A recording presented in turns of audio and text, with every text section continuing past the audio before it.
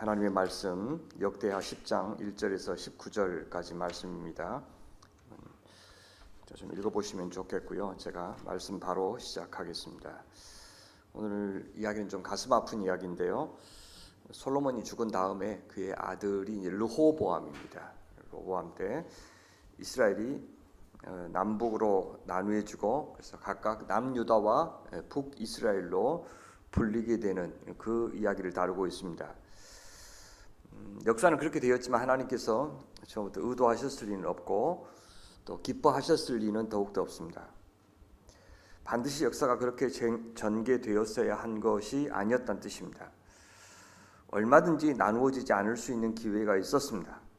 그러니까 남과 북이 분열된 것은 처음부터 의도하신 하나님의 뜻이 아니라 인간의 탐욕 때문이었습니다. 우리는 훗날에 전화위복이 된 결과를 가지고서 과거의 그릇된 역사를 함부로 정당화해서는 안 되는 것입니다. 그건 우리 개인의 인생에서도 그렇습니다. 그때는 잘못했는데 하나님이 그걸 통해서 합력하여 선을 이루셨다고 말할 수는 있어도 훗날에 나아진 결과를 가지고 이전에 있었던 나의 허물, 나의 잘못 이것들을 정당화해서는 안 된다는 겁니다. 솔로몬이 죽었습니다. 그 위대한 왕도 죽었습니다. 남쪽의 유다주파 출신의 르호보암은 이제 세겜으로 갑니다. 왜요? 북쪽에 10개 지파는 한데 똘똘 뭉쳐 있었습니다. 남쪽에 2개 지파, 그 유다 지파하고 바로 위에 있는 베냐민 지파 있죠. 이 두 지파가 똘똘 뭉쳐 있습니다. 그래서 북쪽의 10개 지파의 지지를 받아야 남쪽 유다 출신의 르호보암이 왕이 될 수 있었어요. 그것은 다윗 때도 마찬가지였고요. 솔로몬 때도 그건 마찬가지였었습니다. 선대 왕들은 이런 조건을 충족했죠. 그러니까 르호보암이 기억해야 될 것은 딱 2가지가 있었습니다. 왕이 되려면 하나님이 왕이 정하신다는 사실을 알아야 됐고 또 북쪽의 10개 지파의 형제들이 인정해 주어야 왕이 될 수 있다는 사실. 그래서 왕이 되려고 하는 사람에게 우선 필요한 반응이 뭐냐? 겸손이었습니다. 그것이 주변 나라의 왕들과는 달랐어요. 주변 나라의 왕들은 자기가 스스로 자기의 자격을 획득했습니다. 그런데 이스라엘의 왕권은 은혜로 주어진 것이죠. 자신의 실력으로 왕이 된 것이 아님을 그래서 왕위에 오르는 과정에서 그들은 경험해야 했습니다. 처음부터 하나님은 이스라엘 왕에게 그렇게 무소불위의 권력을 주신 적이 없었던 겁니다. 그들의 법과 그들의 양심에 모든 걸 맡기지 않으셨습니다. 사실 그렇죠. 과정 없이 고생 없이 실패 없이 지도자의 자리에 오르면 그래서 위험한 겁니다. 그래서 우리가 전임 대통령을 보면서 우리가 알 수가 있죠. 충분히 한 나라의 행정 수반이 될 만한 준비가 안 된 채로 권력을 너무 큰 권력을 쥐었을 때는 그걸 잘 다루지 못하는 것을 봤습니다. 우리 자녀들을 키울 때도 저도 어떻게 하든지 고생을 안 시키고 싶고 또 원하는 대로 다 해주고 싶은 마음이 앞섭니다. 그게 압도적입니다. 그런데 그렇게 해줄 능력이 없을 때도 사실 마음이 아프겠지만 할 수 있는데도 하지 않아야 된다고 할 때가 사실 더 힘들죠. 해줄 수 있는데도 하지 않아야 아이들이 성장한다는 걸 알기 때문에 할 수 있어도 고생하도록 그냥 내버려 두는 것이 훨씬 더 어렵습니다. 우리나라에 지금 사법부가 자기들이 법과 양심을 따라서 판단한다고 그렇게 이야기하는데 검사들도 법과 양심을 따라서 정의를 위해서 조사한다고 그러는데 그게 원래 불가능하다는 것을 그 사람들은 자기들만 인정을 안 하는 것 같아요. 원래 그건 사람이 할 수 없는 일입니다. 우리가 어떻게 공정하게 살아요? 어떻게 우리의 양심을 따라서만 살 수가 있었습니까? 그런 적이 조금이라도 더 많기를 원하는 거죠. 매사에 그렇게 살 수는 없습니다. 힘이 있는데 힘을 사용하지 않는 사람을 성자라고 부르죠. 근데 그들은 자신들에게 그런 힘이 있는 줄도 모르는 사람들입니다. 그래서 억지로 꼭 참는 것이 아니고 그걸 권력이 아니라 섬김을 위한 권한이나 도구로 여기는 사람이 성자예요. 그래서 그들은 절제하지도 참지도 않습니다. 그런데 대부분의 사람들은 죄인이고 언제든 괴물이 될 준비가 되어 있는 사람들입니다. 그러니 우리 같은 평범한 사람들에게 필요한 것은 제도입니다. 교회도 그래요. 장로님들을 위한 제도, 또 교인들을 위한 제도, 또 목회자를 위한 제도가 꼭 필요합니다. 그들을 견제할 제도가 필요하다는 뜻이에요. 그래서 목사 독재, 장로 독재, 교인 독재 항상 있을 수가 있으니까 그거 하지 못하도록 선의에 맡기지 말고 제도를 마련하면 돼요. 그 제도가 우리를 착하게 만들어주지 원래 우리가 착한 사람이기 때문에 잘하는 건 아닙니다. 그래서 처음에 이 교회를 시작할 때 제가 목회를 대단히 불편하게 하도록 제도를 만든 이유가 그거예요. 제가 저를 어떻게 믿어요? 아무것도 없을 때야 제가 선의를 갖고 할 수 있지만 지금보다 훨씬 2배, 3배, 10배 사람이 모이는데 어떻게 제가 선의를 갖고 목회를 하냐고요. 그건 이길 수가 없는 일입니다. 그러니까 법이니까 그냥 지키다 보면 그게 당연해지고 사람이 선하게 보이고 이제 그렇게 되는 겁니다. 르호보암은 그래서 자신이 지금 어떤 종류의 나라를 물려받았는지를 반드시 파악해야 해요. 주변 나라와 자기 나라가 어떻게 다른지를 알아야 한다는 뜻입니다. 솔로몬이 물려준 나라는 분명 한편으로는 번영되고 부강한 나라였습니다. 근데 그게 전부가 아니에요. 그것만 보면 그는 강력한 왕권 갈망하게 되고요. 그거 누리는 것 마땅하다고 여길 겁니다. 하지만 솔로몬이 물려준 그늘이 있었어요. 그것이 그를 겸손하게 할 겁니다. 그걸 알면 얼마나 자기가 휘청거리는 권력을 물려받은지를 알게 될 것이고 자신 한쪽 다리가 짧아서 저절로는 똑바로 걷지 못하는 존재인 것을 그는 알아야 합니다. 그래서 늘 중심을 잡으려면 의식해야 되는 한계적 존재인 것을 알아야 그의 왕권이 안전할 수 있어요. 그 깨어있음이 그의 왕권이 잘 작동되게 할 것입니다.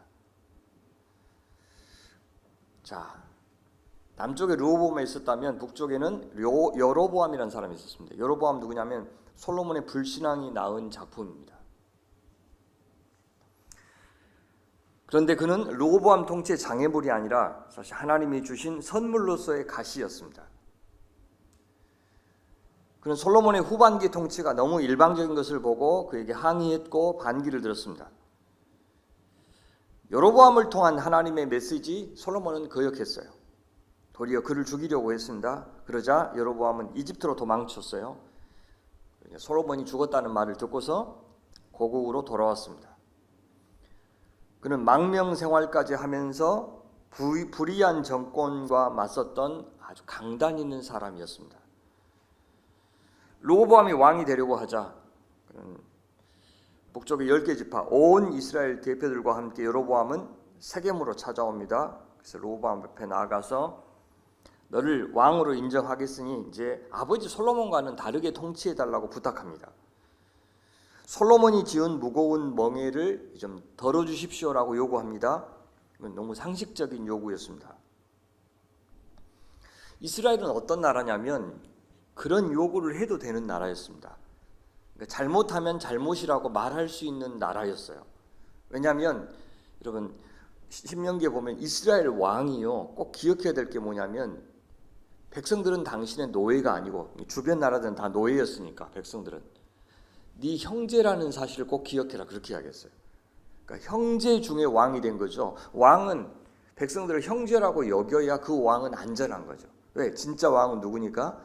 하나님이시니까. 그게 이스라엘의 독특한 것이었어요. 그래서 형제가 형제에게 잘못하면 그렇게 하면 안 됩니다 라고 말할 수 있는 나라. 저는 이것이 이제 우리 시대에 이제 하나님의 나라인 교회에도 마찬가지라고 생각해요. 누구든 지도자에게 전 다른 의견이 있습니다라고 말하는, 그리고 그 말을 하나님의 메시지일 수도 있다는 생각으로 가슴 아프게 듣는, 저는 그것이 이제 하나님의 교회인지 아닌지를 가르는 중요한 기준이라고 생각해요. 솔로몬이 나라를 부강하게 한 것은 사실이지만 그 과정에서 백성들은 엄청나게 고생했습니다. 성전 건축, 궁전 건축 하는 데만도 20년이 걸렸어요. 20년. 그 밖에도 많은 경제와 군사 중심지인 도시들을 구축하는 과정에서 백성들은 세금도 많이 냈고 또 노역에도 참여해야 했습니다. 우리가 박정희 대통령을 산업화를 일군 지도자로 추앙하죠. 근데 그보다 더 존경과 감사를 받아야 될 사람들은 누구냐? 저는 저임금으로 짐승처럼 일하셨던 그 시대 우리 아버지, 어머니, 우리 할머니, 할아버지들입니다. 공순이 공돌이라는 말을 들으면서 일하셨던 분들. 박정희 대통령을 기억하면서 우리는 동시에 전태일 열사도 기억해야 됩니다. 광주 소명교회도 마찬가지죠. 교회가 좀 커지면 그 교회 목회자가 누군지부터 찾아요. 당연히 어떤 역할을 하셨죠. 거의 대부분 교인들이 하신 거예요. 아니 조금만 양심이 있으면 그걸 잊어버리면 절대로 안 돼요. 어제도 동생하고 이야기하면서 참 내가 뭔 복인지 모르겠다 그랬어요. 지난주에 그 파송 예배 드리면서도 어떻게 교인들이 이렇게 알아서 자기 자리에서 저렇게 멋있게 일을 해놓는지 모르겠다고. 저는 설교만 했잖아요. 근데 어떻게 저렇게 조화롭게 일을 저렇게 잘 일구어내시지? 신기해요. 너무너무 귀하고 감사하고. 그것들의 전체가 15년의 역사입니다. 광주 소명교회. 개척 교인들 물론 수고하셨죠. 근데 그분들의 또 역할만을 이야기하면 또 안 돼요. 그 이후에 차례차례 합류한 모든 분들이 그 시기마다 참 소중한 역할을 해주셔서 여기까지 이른 겁니다. 르호보암은 그걸 꼭 기억해야 돼요. 한 나라의 지도자는 꼭 기억해야 됩니다. 솔로몬은 예루살렘을 수도로 정했고요. 자기가 속한 유다 지파와 베냐민 지파를 중심으로 왕권을 강화했습니다. 소위 측근 정치를 폈어요. 그래서 요새 지파 출신의 감독관이었던 여로보암이 솔로몬을 배신한 것도 혹독한 건축 정책과 함께 그의 편파적인 인사 정책에 항의했던 겁니다. 솔로몬이 법과 양심을 따라 또 신앙을 따라서만 통치했을까요? 하나님은 그걸 아셨죠. 그게 아니라는 걸. 이때 하나님은 솔로몬이 아니라 그렇게 항의하는 여로보암 편을 들어주셨다고 나와요. 솔로몬에게 반기를 들으라고 해서 여로보암을 너 나를 거절했다 혹은 솔로몬을 거절했다 혹은 배신자다 이렇게 취급하지 않으셔요. 오히려 여로보암에게 앞으로 네가 북쪽의 10지파 왕이 될 것이다 라고 약속해 주셨어요. 이게 무슨 말이냐면 솔로몬과 그의 아들 르호보암이 얼마나 지금 하나님 나라 비전으로부터 멀어진 심리, 마음의 상태였는지를 주님은 알고 계셨다는 겁니다. 그 사람한테도 양심이 있죠. 근데 그 양심이 하나님이 기뻐하시는 양심이 아니었다는 것을 알고 계셨다는 거예요. 근데 아시면서도 허락하셨고 허락만 하신 것이 아니고 대책도 같이 세우고 계셨어요. 이렇게 하나님은 다윗의 우선 왕이면 잘하든 못하든 무조건 편들지 않으십니다. 그래도 르호보암에게 기회를 주시고자 아버지 솔로몬을 본받지 말라고 여로보암을 통해서 이렇게 조언하신 겁니다. 왕의 아버지께서 우리의 멍에를 무겁게 하였으나 왕은 이제 왕의 아버지께서 우리에게 시킨 고역과 매운 무거운 멍에를 가볍게 하소서 그리하시면 우리가 왕을 섬기겠나이다 라고 르호보암에게 이야기합니다. 그런 부탁을 받았으면 그 자리에서 직접 대답해야 마땅할 것 같은데 사흘 동안 말미를 달라고 요구합니다. 왜 그랬는지 모르겠어요. 아버지의 통치에 대한 이 여로보암의 평가를 신뢰하지 않았기 때문일 수도 있고요. 북쪽 10개 지파의 판단을 받아들이고 싶지 않아서 자신의 생각을 뒷받침할 만한 명분을 만들려고 시간을 벌었을 수도 있습니다. 모르겠어요. 그 3일 동안 르호보암은 어떻게 해야 될지 자문을 구하기로 합니다. 먼저 원로들에게 묻죠. 그 다음 나중에 젊은 친구들에게 묻습니다. 원로들은 당연히 백성들의 요구를 들어주어라. 그에게 이제는 아버지보다 훨씬 더 호의적으로 대해주어라 라고 이야기합니다. 그러면 백성들이 솔로몬에게 그랬던 것처럼 르호보암도 왕으로 인정할 것이다. 그렇게 확신시켜 줍니다. 왕이 만일 이 백성을 후대하여 기쁘게 하고 선한 말을 하시면 그들이 영원히 왕의 종이 되리다. 당신 죽을 때까지 종이 되리다 그 말이죠. 관대함과 아량을 요구합니다. 솔로몬은 불가피했더라도 왕은 더 이상은 무거운 책임이나 고역 부과하지 마십시오 그런 뜻이죠. 솔로몬은 하나님이 명령하신 것을 행한다는 명분으로 백성들에게 너무 무거운 짐을 지었다라는 사실을 우리가 알 수 있습니다. 시킨 것은 맞지만 너무 과도하게 시켰어요. 주님이 바벨론을 들어서 유다 심판하라고 하셨지만 그들이 너무 심하게 유다를 다루었다고 하면서요 바벨론을 심판하신 것도 우리가 알고 있습니다. 마찬가지예요. 우리도 하나님이 허락하셔서 시작한 일이라고 하더라도 그것이 내가 하는 모든 일을, 그 다음에 모든 일을 다 정당화해 줄 것이라고 생각해서는 안 됩니다. 다른 한편으로 하나님이 기뻐하신 일인 이 성전 건축이나 궁전 건축에는 분명 백성들의 적지 않는 희생이 따른다는 것도 사실입니다. 하나님의 뜻이면, 하나님의 일이면 모든 것이 순조롭게 기적적으로 풀리고 해결될 것이라고 전제하는 것도 잘못이라는 뜻입니다. 하나님의 일을 감당하는 일에는 엄청난 희생이 필요해요. 그러나 과도한 희생인지 아닌지에 대해서 지도자는 늘 고민해야 한다는 뜻입니다. 그래서 저 예배당 사실 마련한 일을 언제 해야 되는지 그걸 늘 기도하고 있어요. 언제 설계를 들어가야 되지? 언제 공사를 시작해야 되지? 그것이 지금 우리나라의 경제상 도화랑하는 것과 성도들의 형편과 한없이 길어지면 건축비는 계속해서 올라갈 건데 그 사이에서 조정하는 게 뭐가 하나님께도 좋고 성도들에게 좋은 것인지를 사실 누가 정확히 알 수 있겠습니까만 그래서 기도하면서 하나님 주께서 기뻐하시는 때를 보여주십시오라고 늘 이야기하는 거예요. 이 하나님이 기뻐하시는 것이니까 언제 해도 당신들 무조건 순종해. 그렇게 하는 것은 지도자의 태도가 아니란 뜻입니다. 솔로몬이 그걸 잘못한 거죠. 솔로몬이 백성들에게 부과한 노역, 세금 그걸 어떻게 평가하는가 하면 이스라엘이 애굽의 바로에게 당한 고생과 그건 같았다. 그래서 지금 솔로몬은 이스라엘을 애굽과 다름없는 나라로 만들었다. 그래서 이대로 가다가는 하나님의 심판을 받을 수밖에 없는 나라가 되게 한 것이 솔로몬이었다라고 이야기를 해요. 그것은 강한 나라가 되기 위해서 희생시켜도 되는 가치가 아니었는데 함부로 허문 겁니다.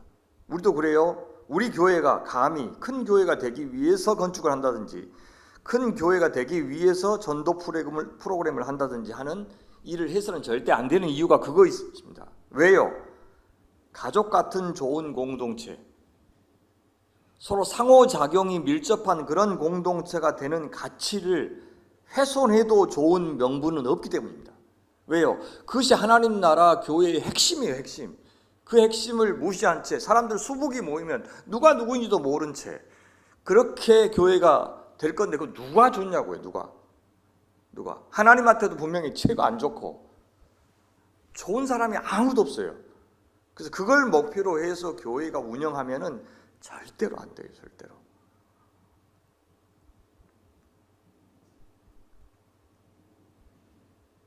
로보암은 그래서 이번에는 이제 젊은 신하들을 찾아가서 조언을 구합니다. 무슨 마음으로 갔을까요? 진짜 두루두루 의견을 청취하고 싶어서 갔을까요? 아니면 자기가 듣고 싶은 말을 얻기까지 찾아다닌 것일까요? 자, 젊은 신하들은 뭐라 그러냐? 로보암한테 백성들을 아버지보다 더 강압적으로 다루라고 부추겨요. 내 새끼손가락이 내 아버지의 허리보다 굵으니 내 아버지가 너희에게 무거운 명예를 매게 하였으나 이제 나는 너희의 멍에를 더욱 무겁게 할지라. 내 아버지는 가죽 채찍으로 너희를 치셨으나 나는 전갈 채찍으로 하리라 하소서. 세금과 노역을 더 늘려라. 거기다 폭력까지 더해라. 자, 이렇게 조언합니다. 로보암은 이제 둘 중에 어떤 선택을 하냐면 원로들의 지혜로운 조언을 버리고 젊은이들의 어리석은 조언을 취합니다. 그럼으로써 이스라엘의 왕권이 하나님의 은혜로 또 북이스라엘 지파들의 은혜로 주어진다는 사실을 거부하기로 결정합니다. 지금 자기가 갖고 있는 힘이 자기 힘이 아니라는 것을 잊어버린 거예요. 국회의원들이 그걸 잊어버려요. 자기가 정당을 떠나서는 사실 아무것도 아니라는 것을 몰라요. 사실 자기가 얻은 권력이 아니고 위임받은 권력이었다는 사실을 잊어버리는 거죠.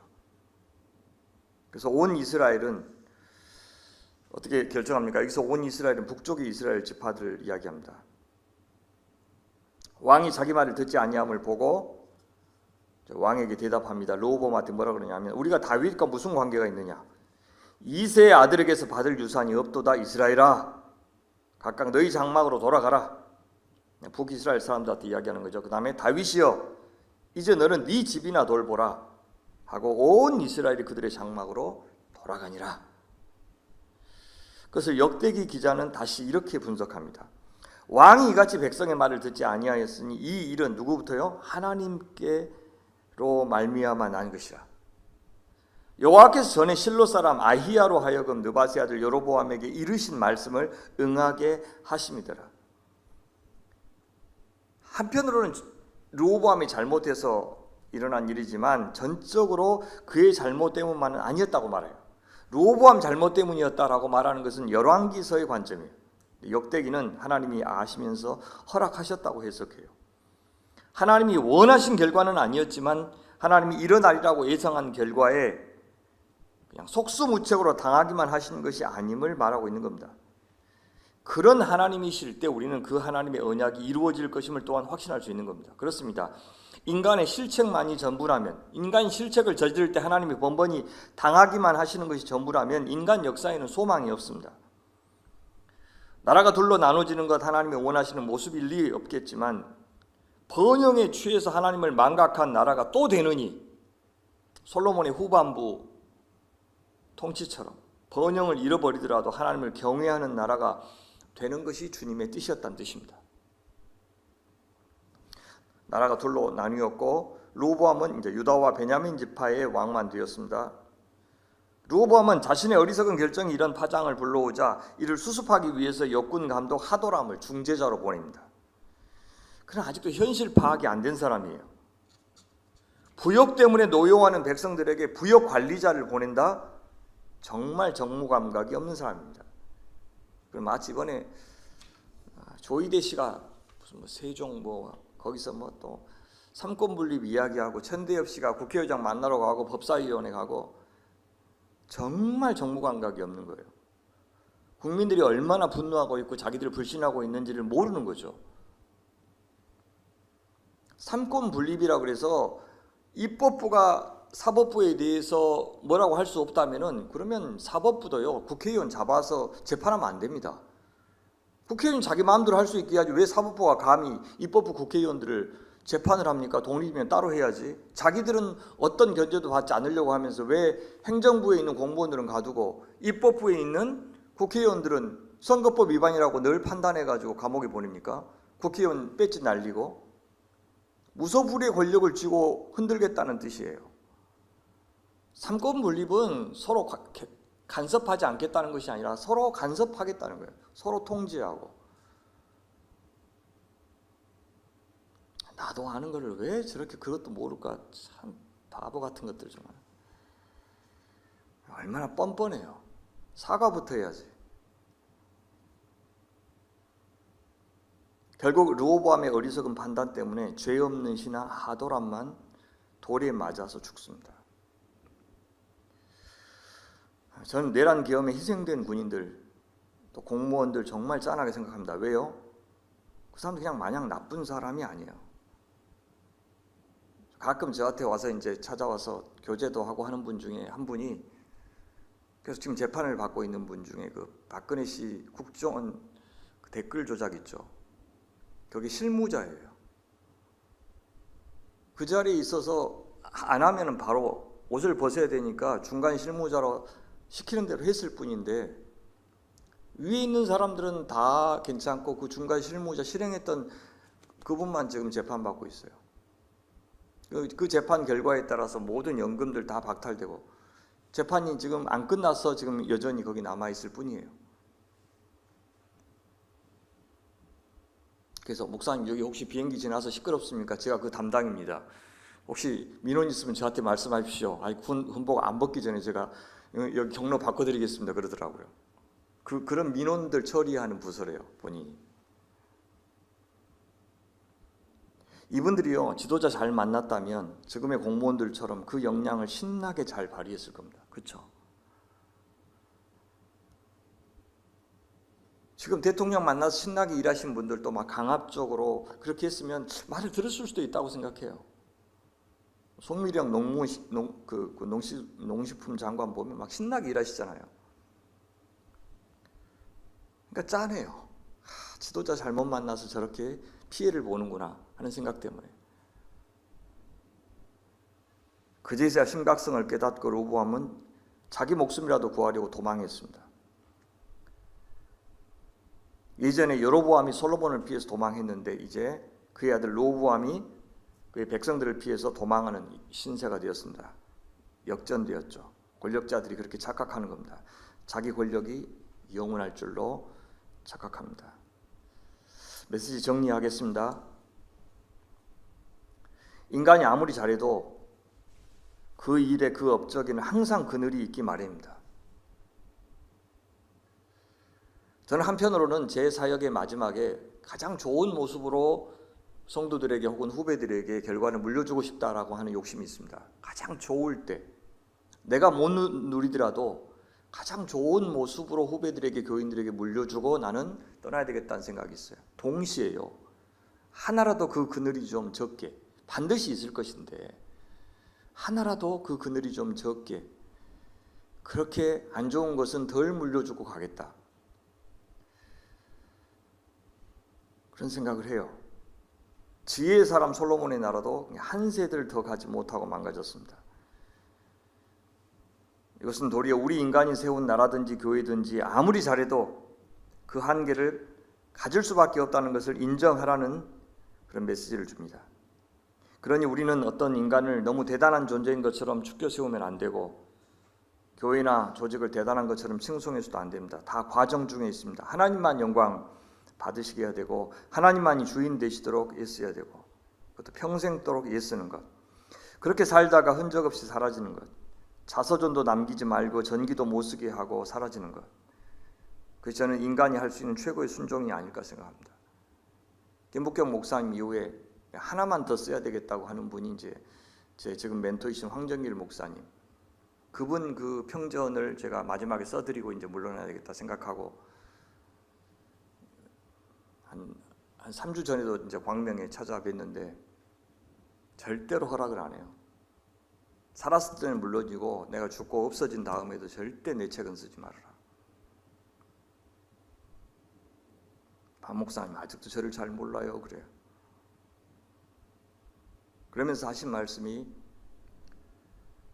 30년 이상 잘 살으라고 이야기했는데 죽을 때까지 이제 나도 그 말씀 듣고 잘 살기 위해서 애써도 시간이 모자란데 뭔 그런 글을 쓰냐고, 책을 쓰냐고 그러셔요.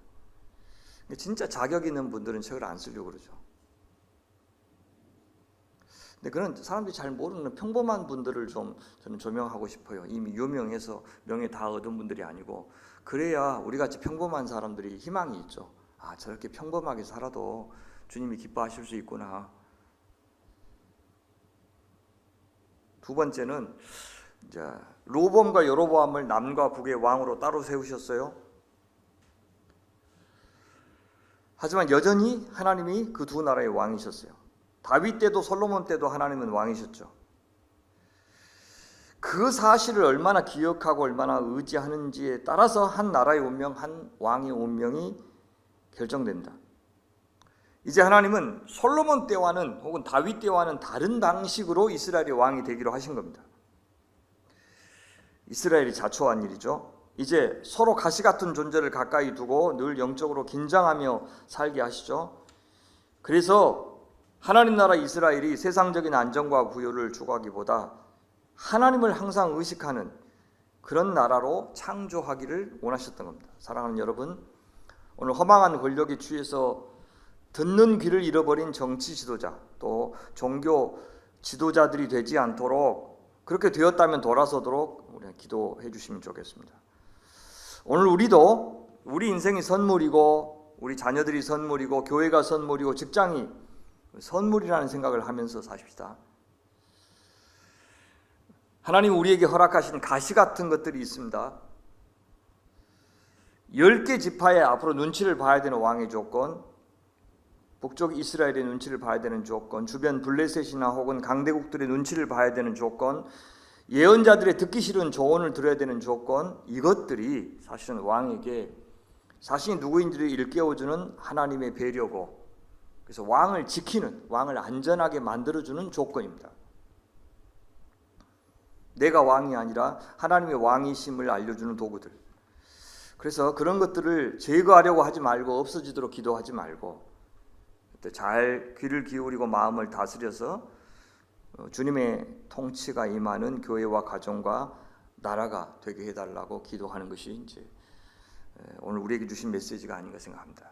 각자에게 주신 여러 가지 어려움의 조건들을 생각하면서 우리를 깨어있게 만들고 깨끗하게 만들고 늘 깨닫게 만들고 그죠? 담대하게 우리 자신을 깨트리고 또 불의를 깨트리는 그런 하나님의 사람들이 되게 만드는 조건이라고 생각하면서 잘 받아들이시면 좋겠습니다.